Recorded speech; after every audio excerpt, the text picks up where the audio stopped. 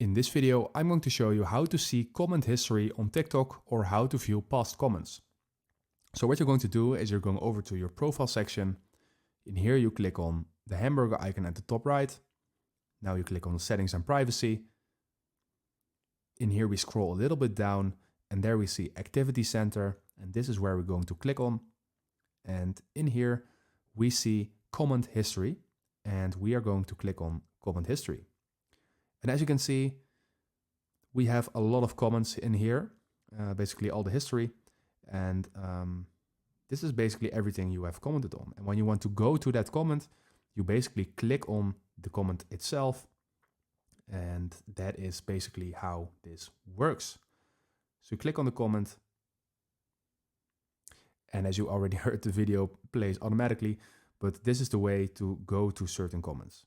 So if you want to like this video, it will be really much appreciated. And otherwise, I will see you in the next one.